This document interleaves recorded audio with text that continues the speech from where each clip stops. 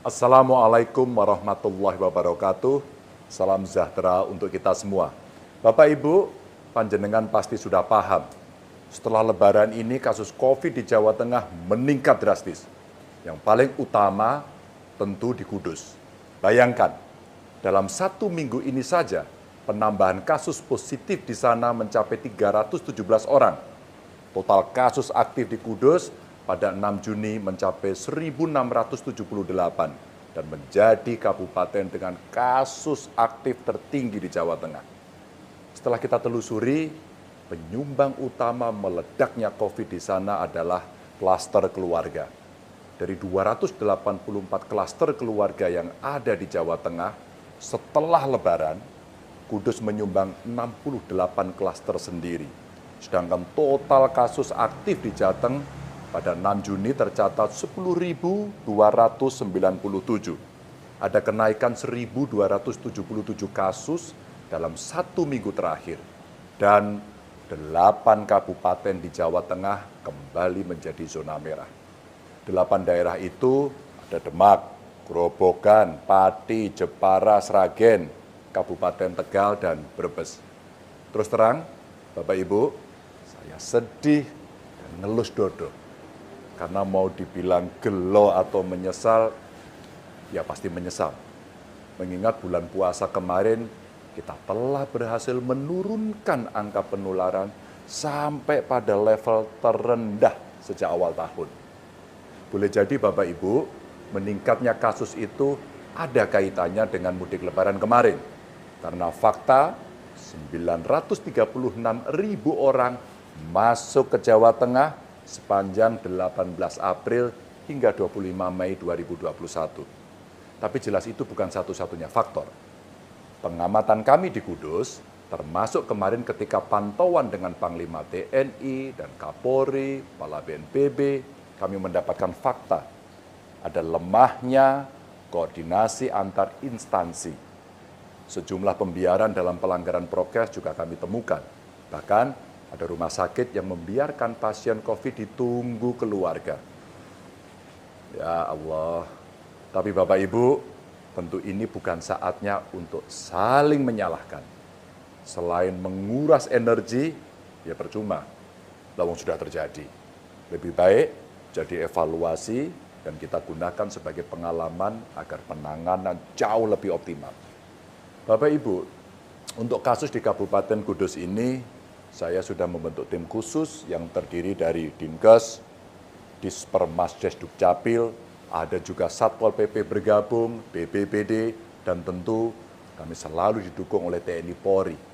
Tim ini saya perintahkan ngantor di sana, ngantor di Kudus, untuk menangani 8 kecamatan yang zona merah. 120 tenaga kesehatan juga sudah kami kirim. Dari dokter umum, dokter spesialis paru, dokter spesialis penyakit dalam, perawat, analis kesehatan, dan 33 alat kesehatan juga kami kirim ke Kudus. Antara lain ada ventilator dan oksigen konsentrator. Saya juga sudah menyalurkan 60.000 tablet obat-obatan yang kita kirim dari provinsi ke Kudus. Sebagai langkah antisipasi, kami siapkan juga tempat isolasi terpusat di BPSDMD yang ada di Semarang dan tentu asrama haji Donohudan yang ada di Boyolali. Sampai malam ini sudah 92 pasien dari Kudus kita evakuasi ke Donohudan. Karena itu, Bapak Ibu, bagi warga Kudus yang sampai sekarang masih isolasi mandiri di rumah dan menginginkan untuk pindah ke tempat isolasi terpusat, monggo menghubungi Satgas COVID setempat. Dan alhamdulillah, usaha kita itu diperkuat oleh Kementerian Kesehatan yang langsung ikut mengirim 38 dokter dan 70 perawat dan ditambah dengan 50.000 antigen dan 1 PCR mobile. Belum lagi suplai dari BNPB yang juga sangat membantu. Dari masker, hand sanitizer, dan tindak isolasi. Mudah-mudahan ikhtiar yang kita lakukan ini bisa segera menurunkan kasus yang terjadi di Kudus.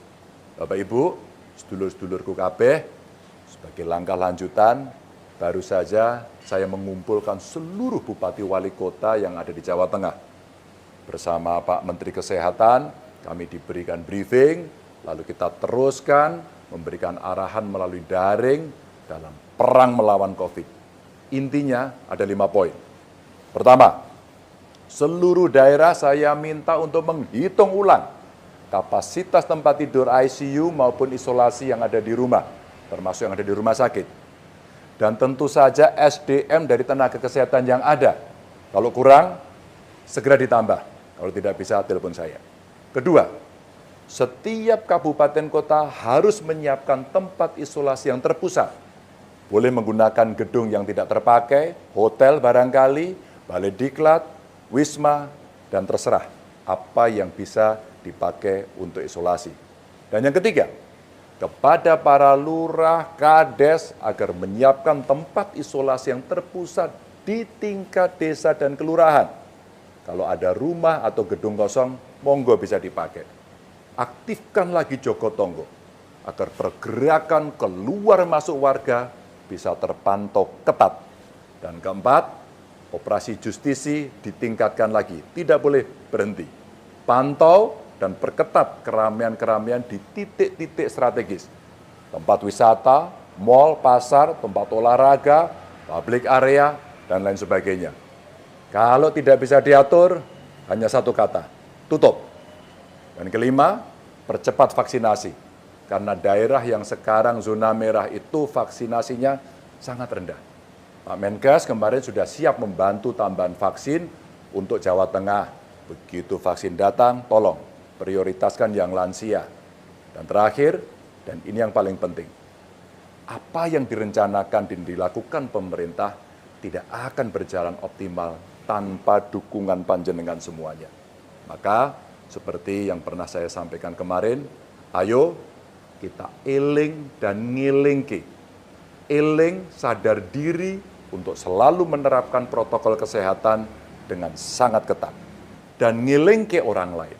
Dari keluarga sampai teman untuk selalu memakai masker, menjaga jarak, dan menghindari kerumunan. Serta jangan lupa rutin mencuci tangan pakai sabun. Ayo saling eling dan ngilingke agar negara kita segera keluar dari pandemi.